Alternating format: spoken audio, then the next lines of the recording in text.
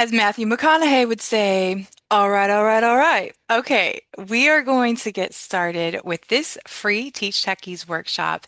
And as promised, I had some technical difficulties on our live stream to YouTube, and I wanted to be sure I did a follow-up. So one of the things I want to start with is what is digital literacy really? And the truth is it's really not about being tech savvy or really good with computers or anything like that. It's actually this ability for us to find, evaluate, create, and communicate with digital tools. So if you want to learn more through this initial prompt with me, I will link this website below where I've just put some common definitions of what is prompting, why it's vital, and how it can help our different avenues. I do also have a free How to Code a Website coming up, and we're going to be using this platform called Perplexity that I'm going to get to right now. So, why digital literacy and why do we need this for right now? We know there's so many shifts happening with artificial intelligence, and I want to tell you it's okay if you're unsure how you feel about it. I'm unsure about how I feel about different aspects of it, but I do also want to share that it has definitely helped my energy management, and that wasn't immediate. I've spent a lot of time trying different tools. You can hear about them on the App Fabulous podcast, as well as my YouTube channel, and right here inside the Teach Techies community. So if you haven't signed up for our free community, please do so. I am in the process, as I share my screen here, of migrating a bunch of different types of training videos, whether it's about Canva, different apps, things that may interest you, especially if you are a K-12 professional or an entrepreneur. So let me get back to my screen share here. We're going to move back to this tab that I have. So let me go here and we'll go right back to where we were. We're going to now shift screens so that you can see a planner that we're using for this workshop session. One of the biggest questions with digital literacy is how do I prompt? That's why I have a devoted channel and we have some other workshops there inside the Teach Techies community because not all prompting is equal. And if you've played around with some of the big ones like ChatGPT, Gemini, or Claude, you know that sometimes when you put in something very vague, you're going to get a lot of gook or way too much information overload. And then I don't know about you, but it just kind of makes my brain want to shut down. So because I've also served in a multitude of K-12 roles, over the past 20 years, I want to marry that from my work in school transformation and also just teaching and learning knowledge into these tools, not just for principals, not just for teachers, but also for vice principals, superintendents, board members, and parents. You all are the first educator as parents. We are the first educator. And that can be even just deciding who do I entrust my child's education to and how do I do that research in this artificial intelligence world. So I have put together for you all a resource. And it's a guided digital planner. So we are going to actually just practice using this. And inside of that, you're going to see why I love Perplexity. I'll link the original live stream or some other videos that I have on it. But Perplexity actually allows me to pull from multiple large language models. And you can see here that we actually accessed in my digital planning tool here. I went through. If you get access for yourself using the link below, then this is what you'll get instant access to, is not only a space to reflect on your implementation modalities, but you can also choose from all of these themes that I've gathered for you. I know from many years of putting together school-wide, classroom-wide, and different communications, whether those were newsletters or updates, that this stuff can be like really overwhelming, but it's so necessary to communicating updates, results, celebration, data analysis, etc., and keeping your team on the same page, including parents and students. So In this system, what I've done is compile themes, but you can also search by role. So there's 5 different roles here so far in the system. If you all give me feedback over time, this is absolutely open for change. And then a reflection space. This is for you to track your own progress so that you're not lost in the overwhelm. And I know that intimately well. Again, just listen to App Fabulous over time. You're going to hear how many different things I've tried, and know whether or not you want to try it. But here, we do not collect or save any of this. This is actually a way for you to download the text of your responses. It's never saved here, it disappears. And then you can save those to a Google Doc. I have a writing tool I use that is never online, it's completely offline. So I often do a copy paste of something like this, and then I compile it in my own offline writing system. If you like Microsoft Word or spreadsheets, whatever, this is so you have the power to do what you want with this. So we're going to get inspired, and we did get inspired by the theme of communication.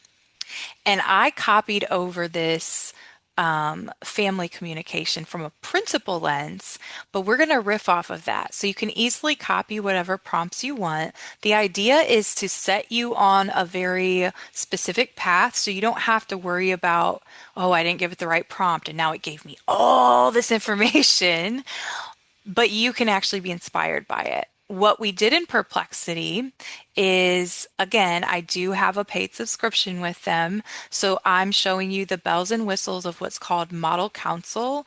It actually examined all of the latest of the top 3 LLMs together, which are ChatGPT, my little mouse is pointing to, Claude, 4.7 Thinking, Opus, as well as Gemini 3.1 Pro Thinking. And so, what's going to happen inside of Perplexity? All I did was shift that prompt a little bit from the digital planner that you can access below if you're interested, but I changed the verbiage. Draft a monthly teacher and support personnel update from the principal that opens with a teacher celebration story, shares one academic priority, one logistical reminder, and one easy way families can engage this week for teachers and support staff to share with families.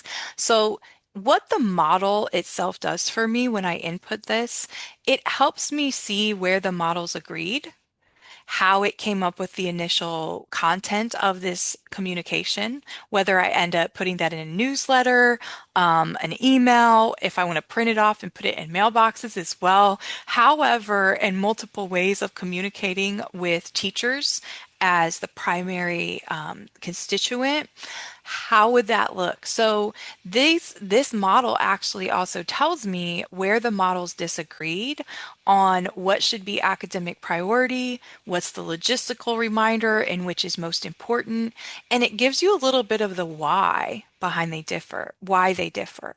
So the other thing it does is makes unique discoveries amidst the comprehensive analysis here. So again, I spent time doing this earlier. I've spent time formulating these prompts for you all and categorizing. And this is also built on over 20 years of experiences as a principal, superintendent, teacher, vice principal, multiple different roles in different school settings all across the country. And then also doing this for 10 years as a consultant outside of school districts and being an external support. So I wanted to streamline this because these are topics that come back most. Hold a PhD with a focus and emphasis on applied cultural psychology. So I do a lot of surveys and a lot of qualitative analysis. I have already narrowed this down to give you some of the biggest buckets that come up for all of us. What I would love to see you all do and hear about over time is how you make this your own. And that is the whole purpose of even having this digital planner for you all, is to track what system am I actually putting in place. So for this, I would reflect I'm putting in place a monthly communication newsletter with teachers. And I want to track how many people open it. Part of this is because you want to inspect what you expect. And I'm saying this from a healthy accountability standpoint of not forcing people, but knowing how many times do I need to remind people in how many ways in order to make sure they're opening it. That doesn't mean they've read it, doesn't mean they've retained it. We can't make those assumptions, especially when there's so much information. But what we can do is create our own systems, which is what this protocol helps you do. We can create our own systems to actually help manage things like a monthly or weekly communication. So, back to our response. What I love about the Model Council with Perplexity AI is that I can use multiple large language models, compare why and what content they produced based on my prompt that's customized, took it from the AI-powered productivity digital planner, system. And now I am creating my own flow. So from here on out, if this is what I moved forward with, I would create a template. And then each month, all I'm going to do is update it with the data points or the family chat of the week, whatever I want to have as my signature. Then I've created a monthly teacher communication system. I can embed updates about classroom walkthrough data. I could embed updates about classroom performance data or attendance data, whatever those priorities are for you, we have to keep our eyes on that prize. So I wanted to start with a model from a principal lens. Um, let's hop over just in case you're curious and comment below your questions that are coming up, ideas, etc. But say that I'm a parent. If I get curious about for parents who are doing learning at home planning, so each of these 20 different prompts, again, they're built off of that core list of themes, but they are differentiated for each of these roles. So parents are going to have a different set under the learning with AI and then the positioning for a principal or a teacher. So these are all highly differentiated to spark what you would need from that role. So if I wanted help, like number three, understanding a school assessment that my student needs to taking or they already took, then it says translate my child's recent tests, report card, progress report into plain English, what it actually measures, what it doesn't, and the two questions I should ask the teacher. So part of this is not only to empower school-based personnel, this is to help hopefully have their communication ecosystem work better together. So if you sign up for this, again, you go explore below. You'll see this video on the page and everything if you want to learn more, but you would get instant access to this digital online planner that I'm showing you right here, the whole system, and it lets you know how to use it. And then I've just shown you a model of how I could adapt just one of those prompts and create an entire communication system if I was a principal and had an entire team of teachers. So let me stop my share. I'm just so glad that you all are showing up. This is not easy work as we transition for most of us. I'm 41 years old. I'm a geriatric millennial. And so my lifetime has spanned typewriters growing up. My family didn't even have our first desktop computer till I think I was a sophomore in high school, and I graduated high school in 2003. So if we also look at these windows, I started teaching early, graduated undergrad early. Started teaching in 2006. So I'm 20 years in, have been in Chicago public schools, Indianapolis public schools, worked with a multitude of different charter models through the years, as well as private models. So I'm trying to help you all not get overwhelmed in woo, what the age of information and AI systems can do when we are vague and we're also kind of burnt out. Like, I didn't have this time and space when I was in school-based roles.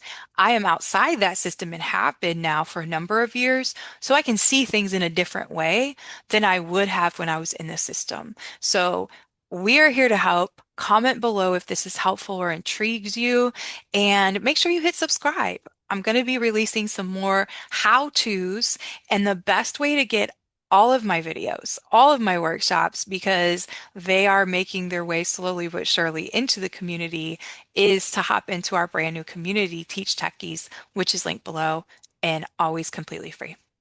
Take care.